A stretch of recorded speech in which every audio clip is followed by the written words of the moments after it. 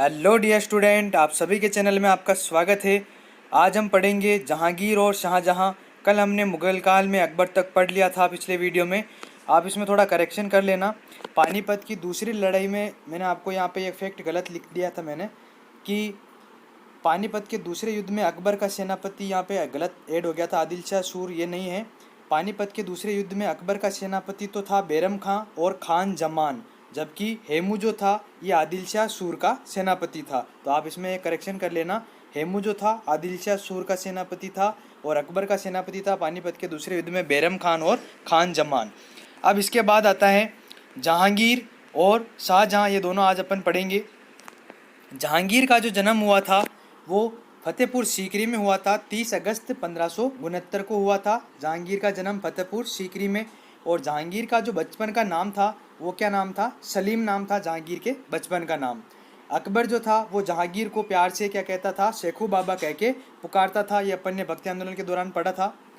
3 नवंबर 1605 को आगरा के किले में जहांगीर का राज्याभिषेक हुआ था। आगरा के किले में जहांगीर का राज्याभिषेक हुआ था 3 नवंबर 1605 को। जहांगीर ने अकबर के समय 2 बार विद्रोह किया था। जहांगीर ने अकबर के समय 2 बार विद्रोह किया था, एक तो 1601 में और दूसरा 1604 में। जहांगीर का जो विवाह हुआ था वो जोधाबाई और मानबाई से हुआ था।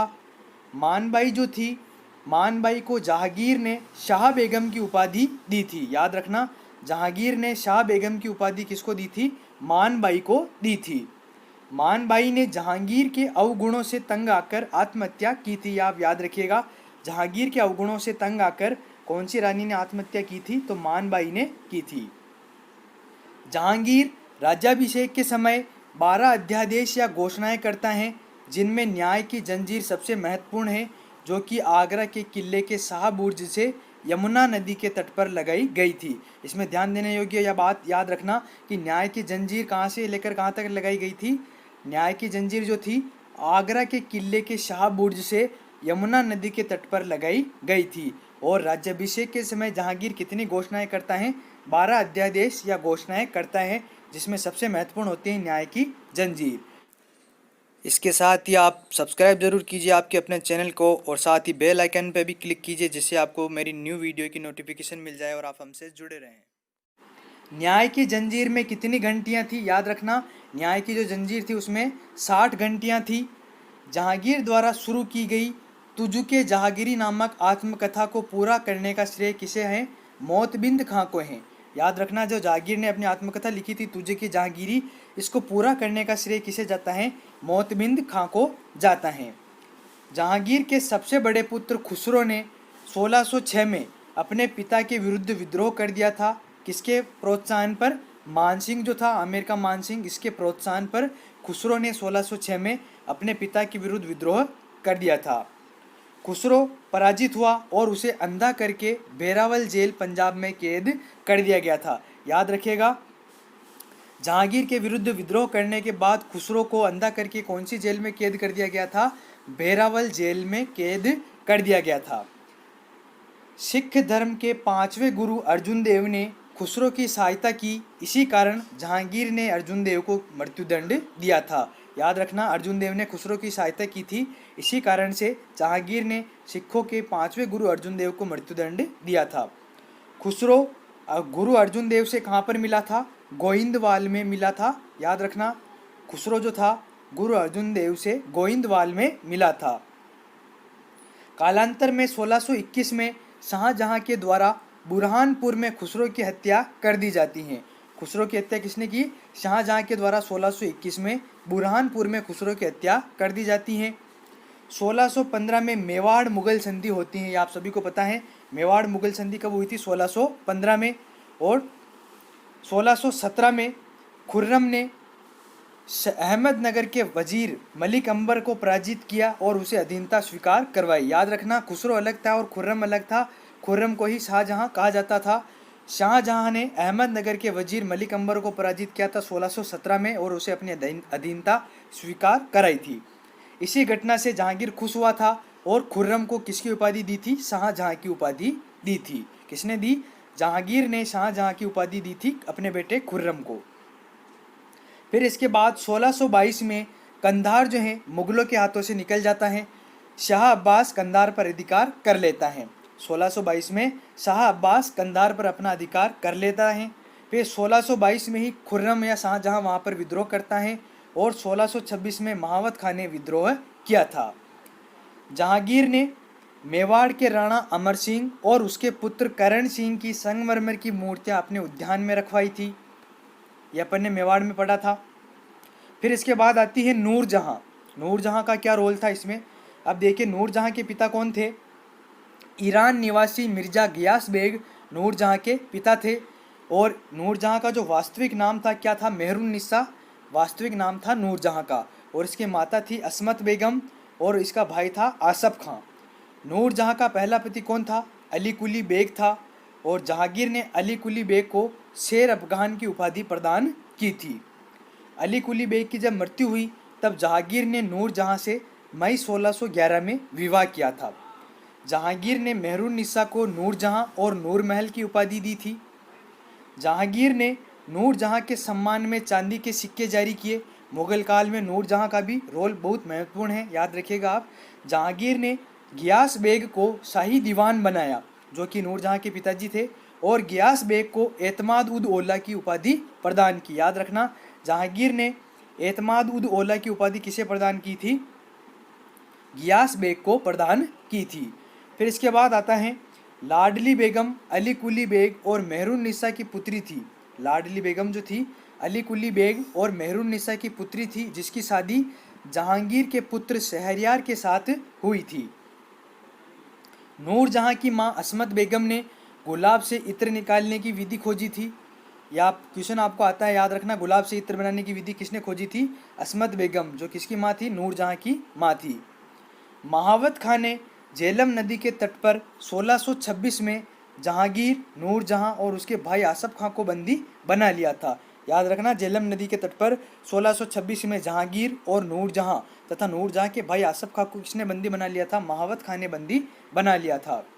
जहांगीर के 5 पुत्र थे, खुसरो, परवेज, खुर्रम, शहरयार और जहांदार। ये 5 पुत्र थे जहांगीर के। 28 अक्टूबर 1627 को भीमवार नामक स्थान पर जहांगीर की मृत्यु हो जाती है। जहांगीर को शाहदरा लाहौर में रावी नदी के किनारे दफनाया गया था। याद रखना, लाहौर में शाहदरा में रावी नदी के किनारे जहांगीर को दफनाया गया था। मुगल साम्राज्य में 1611 से 1622 तक का काल नूरजहां काल या झुंटा गुट काल के नाम से जाना जाता है, जिस दरमियान नूरजहां का प्रभुत्व था।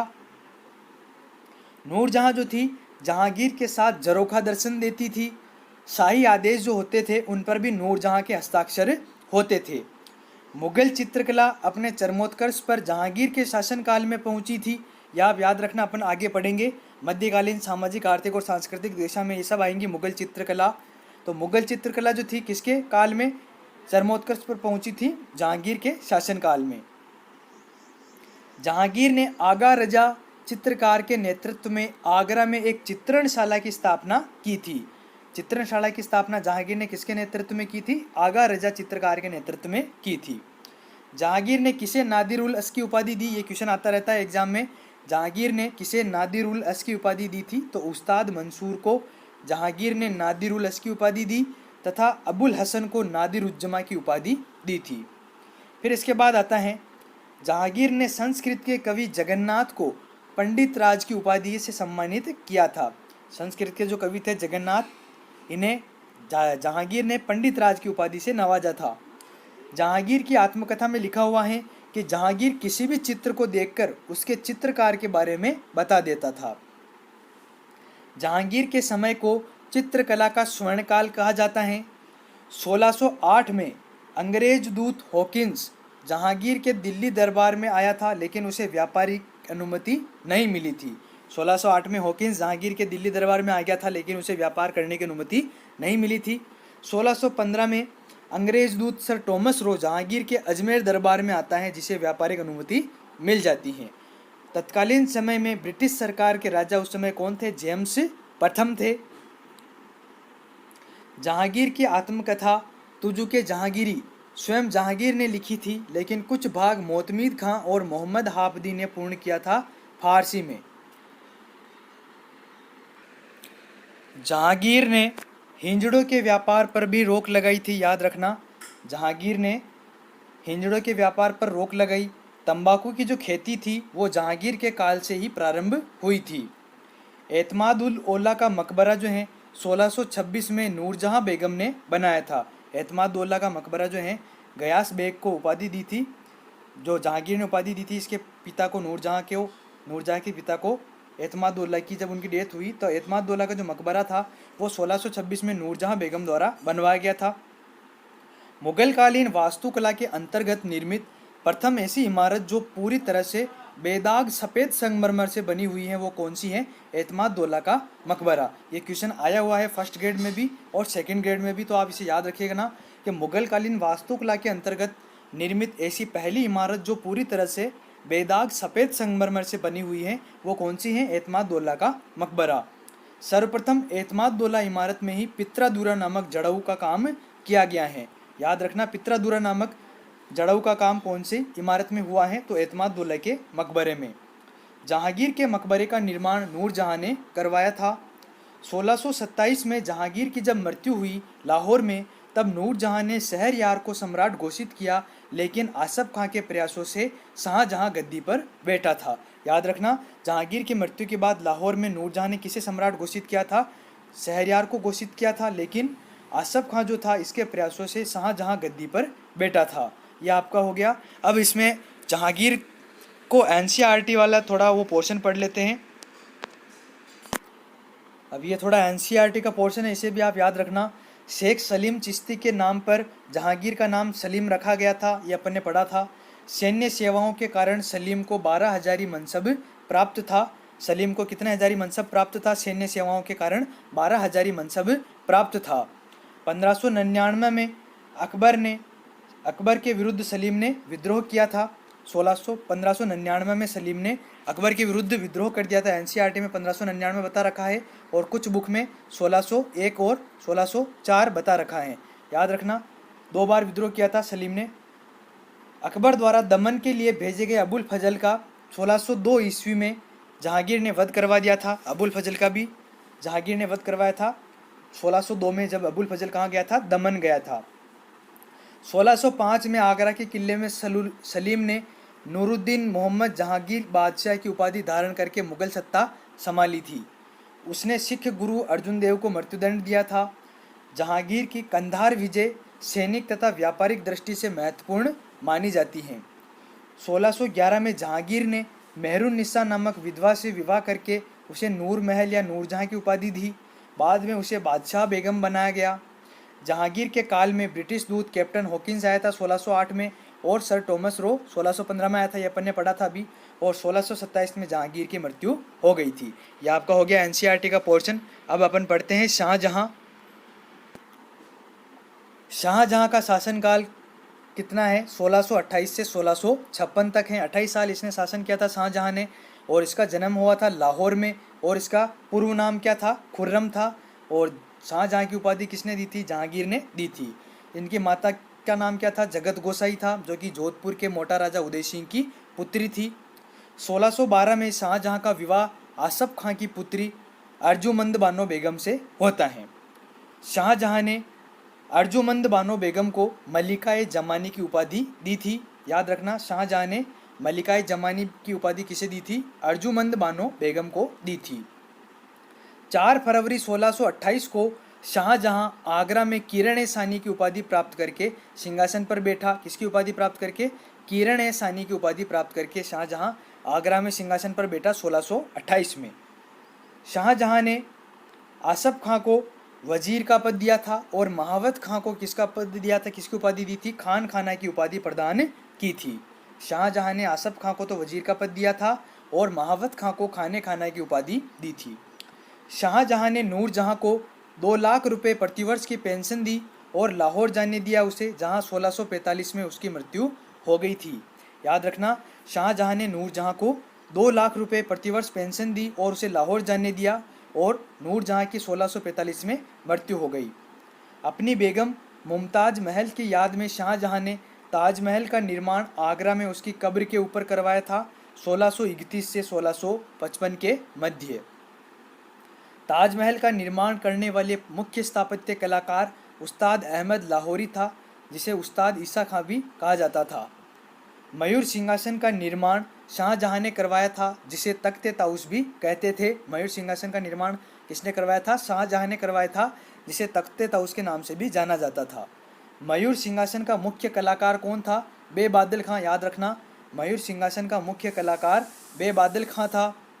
शाहजहां के शासनकाल को स्थापत्य कला का स्वर्ण युग कहा जाता है। चित्रकला का चरमोत्कर्ष था जहांगीर का काल, जबकि स्थापत्य कला का स्वर्णकाल किसका काल था? शाहजहां का शासनकाल था। शाहजहां ने 1638 में अपनी राजधानी को आगरा से दिल्ली लाने के लिए यमुना नदी के दाहिने तट पर शाहजहानाबाद की नींव रखी थी। अपनी राजधानी कहाँ से ले जाने के लिए? आगरा से दिल्ली लाने के लिए यमुना नदी के दाहिने किनारे पर शाहजहानाबाद की नींव रखी थी। आगरा की जामा मस्जिद का निर्माण शाहजहां की पुत्री जहां आरा ने करवाया था। शाहजहां के दरबार के प्रमुख चित्रकार मोहम्मद फ़कीर और मीर हासिम थे। ये अपन चित्रकार में मुगलकालीन चित्रकला में पढ़ेंगे, मध्यकालीन सामाजिक, आर्थिक और सांस्कृतिक दशा में। शाहजहां के दरबार में वंशीधर मिश्र और हरिनारायण मिश्र नाम के दो संस्कृत के कवि रहते थे।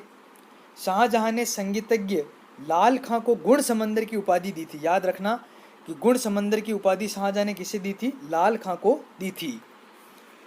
शाहजहां ने दिल्ली में एक कॉलेज का निर्माण और दारुल बका नामक कॉलेज की मरम्मत करवाई थी। शाहजहां के पुत्रों में दारा शिकोह सर्वाधिक प्रसिद्ध विद्वान था। दारा शिकोह ने भगवद गीता, योग वशिष्ठ, उपनिषद और रामायण का अनुवाद फारसी में करवाया था। याद रखना, भगवद गीता, योग वशिष्ठ, उपनिषद और रामायण का अनुवाद फारसी में किसने करवाया था? दारा शिकोह ने करवाया था। दारा शिकोह जो था ये कादिरी सिलसिले के मुल्ला शाह बदख्शी का शिष्य था। यह अपन ने भक्ति आंदोलन के दौरान पढ़ा था। दारा शिकोह ने सर्र अकबर नाम से उपनिषदों का अनुवाद करवाया था। सर्र अकबर नाम से उपनिषदों का अनुवाद किसने करवाया था? दारा शिकोह ने करवाया था। जब शाहजहां सम्राट बना तो शाहजहां के सम्राट बनते ही खान जहां लोदी ने बिहार में विद्रोह किया। हुगली क्षेत्र में पुर्तगालियों ने विद्रोह किया। 1636 में शाहजहां ने अहमदनगर साम्राज्य को मुगल साम्राज्य में मिलाया और गोलकुंडा की संधि की थी। अहमदनगर साम्राज्य को मुगल साम्राज्य में कब मिला? शाहजहां ने 1636 में, और गोलकुंडा की संधि की। इस विजय के बाद दक्षिण का गवर्नर औरंगजेब को बनाया गया था, जिसने मुर्शिद कुली खां की सहायता से भू राजस्व में खूब सुधार किए थे।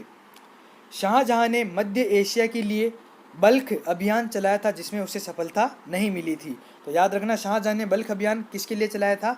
मध्य एशिया के लिए चलाया था। शाहजहां ने 1638 में कंधार विजय की, लेकिन 1648 में कंधार मुगल साम्राज्य के हाथों से हमेशा के लिए निकल गया, क्योंकि कंधार को किसने हड़प लिया था? ईरान के बादशाह ने जीत लिया था। शाहजहां के दरबार में अनेक विदेशी यात्री भारत आए थे। बर्नियर जो कि एक फ्रांसीसी डॉक्टर था, ट्रेवरनियर, ये ध्यान रखना 6 बार भारत आया था फ्रांसीसी यात्री ट्रेवरनियर, फ्रांसीसी व्यापारी था ये ट्रेवरनियर, और मनुची आया था जो कि इटली का था। मनुची ने उत्तराधिकार संघर्ष में मनुची अर्थात तोपची के रूप में भाग लिया था। यह मनुची जो था इटली का, इसने उत्तराधिकार संघर्ष वाले युद्ध में तोपची के रूप में भाग लिया था। शाहजहां के समय में 1629 से 1632 में भयंकर अकाल पड़ा था और प्लेग की बीमारी फैल गई थी। ताजमहल का निर्माण जब हुआ था तब इसमें इटली के 2 वास्तुकार थे, एरोनियो और वेरोनियो। 8 जून 1658 को औरंगजेब ने शाहजहां को बंदी बना लिया और आगरा के किले में अपने कैदी जीवन के 8वें वर्ष में 22 जनवरी 1666 को 74 वर्ष की आयु में शाहजहां की मृत्यु हो गई थी। यह आपका हो गया शाहजहां। अब इसमें एनसीईआरटी के थोड़े फैक्ट वो भी पढ़ लेते हैं। शाहजहां के बचपन का नाम खुर्रम था, यह अपन ने पढ़ लिया था। 1612 में इसका विवाह आसफ खां की पुत्री अर्जुमंद बानो बेगम मुमताज़ महल के साथ हुआ था। यह अर्जुमंद बानो बेगम थी जो ही मुमताज़ महल थी। फरवरी 1628 में आगरा में शाहजहां का राज्यारोहण हुआ था। शाहजहां के काल में खान जहां लोदी जुझार सिंह बुंदेला का विद्रोह हुआ था। शाहजहां ने अहमदनगर का विलय मुगल साम्राज्य में कराया, अपन ने पढ़ा था। बीजापुर के सुल्तान आदिल शाह को शाहजहां ने पराजित किया था, याद रखना। 1652 में शाहजहां ने अपने पुत्र औरंगजेब को दक्कन का वायसराय बनाया। 1657 में औरंगजेब ने शाहजहां को आगरा के किले में कैद किया। अपने भाइयों द्वारा मुराद और शुजा को मारकर वह स्वयं गद्दी पर बैठा। 1666 में शाहजहां की मृत्यु हुई। कुछ बुक में 1674 दे रखा है और एनसीईआरटी में 1666 दे रखा है। उत्तराधिकार के लिए धर्मत का युद्ध दारा शिकोह और औरंगजेब के मध्य हुआ था, ये अपन औरंगजेब के दौरान पढ़ेंगे। फ्रेंच यात्री बर्नियर, ट्रेवर्नियर और इटालियन यात्री मनोची ने शाहजहां के शासनकाल का वर्णन किया है। ये हो गया आपका शाहजहां। अगर आपको वीडियो पसंद आया तो आप लाइक ज़रूर कीजिएगा और चैनल को अगर सब्सक्राइब नहीं किया तो सब्सक्राइब जरूर कीजिएगा। मिलते हैं अगले वीडियो में नए टॉपिक के साथ। जय हिंद, जय भारत।